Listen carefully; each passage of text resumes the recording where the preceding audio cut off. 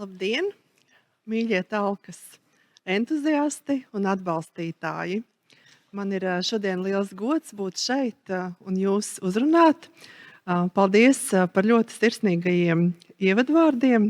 Jā, es esmu ģeogrāfs un ģeogrāfa gars, kā es saku, manī vienmēr ir dzīvs, un es pati sev varētu raksturot arī vēl kā dabas mīļotāju.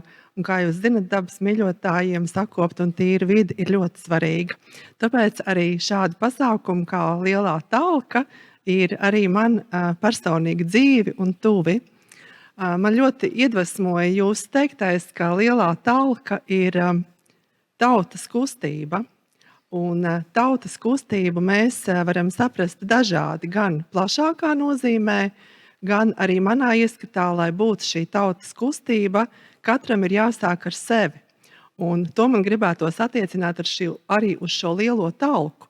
Ļoti svarīgi ir gan tas, ko mēs darām visi kopā, gan arī tas, ko mēs katrs individuāli darām savā mājā, savā sētā, savā ciemā, pilsētā, jebkurā vietā, kur mēs atrodamies, un jebkurā vietā un vidē, kas mums ir apkārt.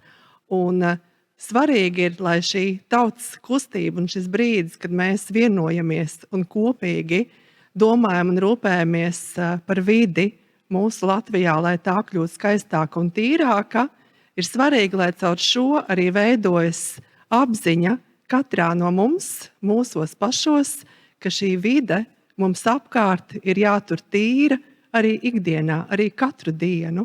Un manā ieskatā šī talka palīdz mums to saprast. Šogad mēs Lielo talku ieskandinam tādā zīmīgā laikā, kad gaisma uzvar tumsu. Tikko bija pavasara saulgrieži, 21. martā pasaulē atzīmējām Starptautisko meža dienu, 22.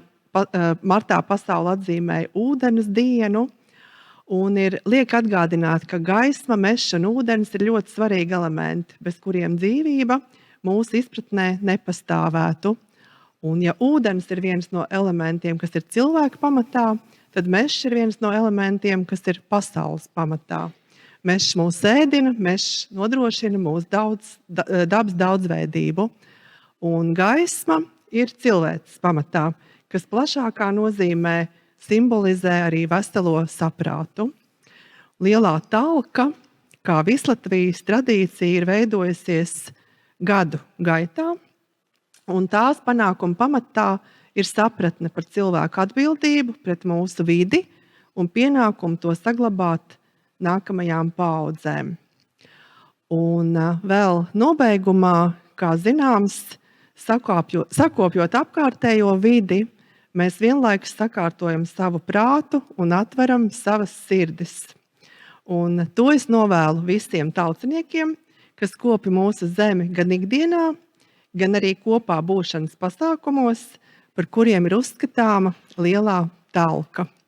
Lai mums visiem ir šis laiks gan iedvesmojošs, gan arī noderīgs, un lai visi kopā sadarbojamies, mēs kļūstam tuvāki viens ar otru un arī palīdzam dabai un palīdzam to saglabāt tīru un skaistu arī mūsu bērniem un mazbērniem. Paldies!